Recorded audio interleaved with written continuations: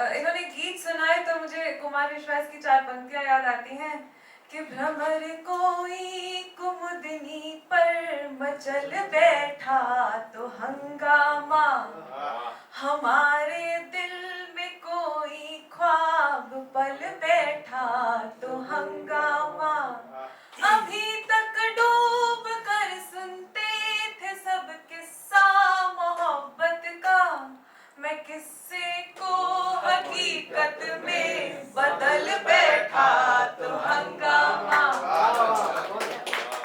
अब मैं मंच पर उन्हें आमंत्रित करने जा रही हूँ जिन्होंने हम जैसे कवियों को, कलाकारों को एक मंच दिया है।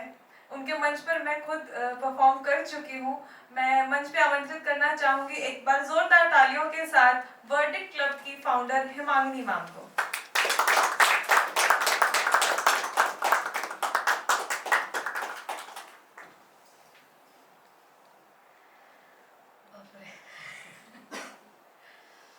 काफी दिनों बाद आप लोगों को देखकर, मुझे खुद को यहाँ देखकर काफी डर और अच्छा लग रहा है। काफी चेहरे नए हैं, कुछ गिने चुने हैं, पुराने हैं।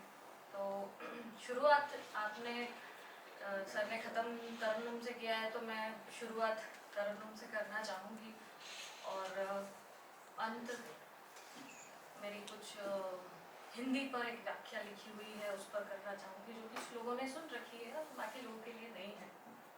और हाँ, मैं बायो स्टूडेंट नहीं हूँ, मैथ स्टूडेंट हूँ, तो मुझे चीज़ें याद नहीं रहती हैं। बुढ़ापा अग्रसर है, डाई कर रहे हैं, इसलिए किताब साथ में रखती है। कुछ 4 पंक्तियों से शुरुआत है कि दौलत से मोहब्बत तो नहीं थी मगर, दौलत से मोहब्बत तो नहीं थी मगर, बच्चे ने खिलौने की तरफ देख लिया। बहुत बढ़िया, बहुत बढ़िया, वाह। शायद ये गीत पर ही मैंने एक बनाया है।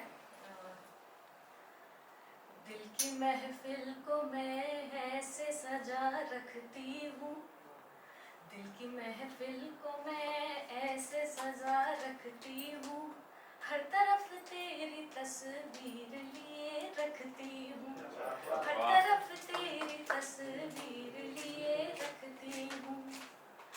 गुनाह कोई कहीं कुछ भी करे यहाँ पर तो, गुनाह कोई कहीं कुछ भी करे यहाँ पर तो, अपने लिए भी मैं एक सजा रखती हूँ, अपने लिए भी मैं एक सजा रखती हूँ।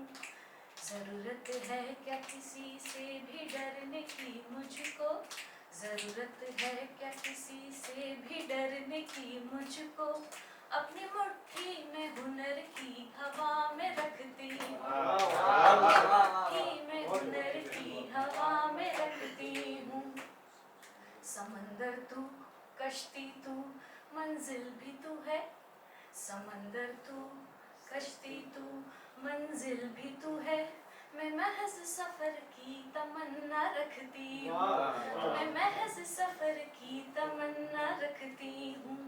निगाहों में चांद, हथेली पे दिल, होठों पे गुलाब, निगाहों में चांद, हथेली पे दिल, होठों पे गुलाब, जिंदगी के खेल में मैं क्या क्या रखती हूँ, जिंदगी के खेल में मैं क्या क्या रखती हूँ। Thank you so much.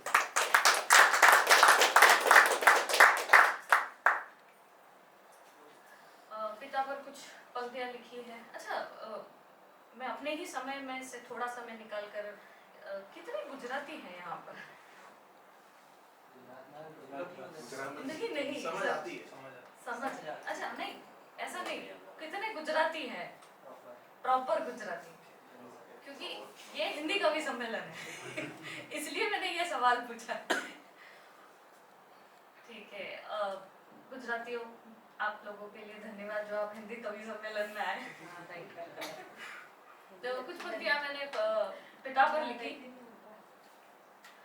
शाम को जिस वक्त खाली हाथ घर जाता है वो, शाम को जिस वक्त खाली हाथ घर जाता है वो, मुस्कुरा देते हैं बच्चे और एक मौत मर जाता है वो। जानता है रेत पर वो चिलचिलाती धूप है, जानता है रेत पर वो चिलचिलाती धूप है, जाने की इस उम्मीद में फिर भी उधर जाता है वो। सारी दुनिया से अकेले जूझ लेता है वो, सारी दुनिया से अकेले जूझ लेता है वो, पर कभी कभी अपने ही साए से डर जाता है।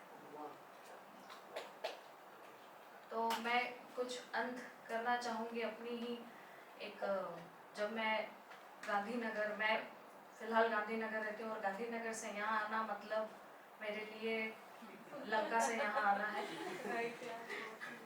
3 बजे की निकली, फिर भी लेट हुई। एज अ ऑर्गेनाइजर मैं माफ़ी चाहती हूँ इस चीज़ के लिए। तो जब मैं शुरू में गांधीनगर आई तो मैंने सोचा कि सभी लोग हिंदी को प्रोत्साहित कर रहे थे, मेरे वाले, बाकी तो सब गुजराती को करते हैं, तो मैंने सोचा मैं भी करूँ, आज पूरा दिन सिर्फ हिंदी बोलूँगी और वो भी शुद्ध हिंदी।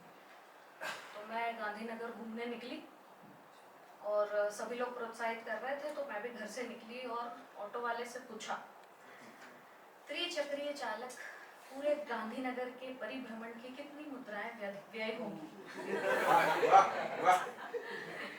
तो ऑटो वाला मुझे घूर के देखने लगा और बोला, मैडम हिंदी में बोलो।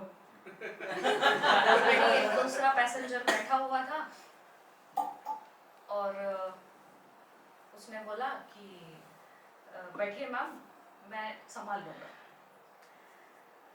फिर वो बोलता है कि श्रीमान ये हिंदी में ही बात कर रहे हैं। ऑटो वाला बोला ठीक है मैडम चलिए बैठिए। तो उसने पूछा कहाँ चलेंगे? मैंने कहा परिसदन चलेंगे आप? ऑटो वाला चकरा गया। अब ये परिसदन क्या होता है?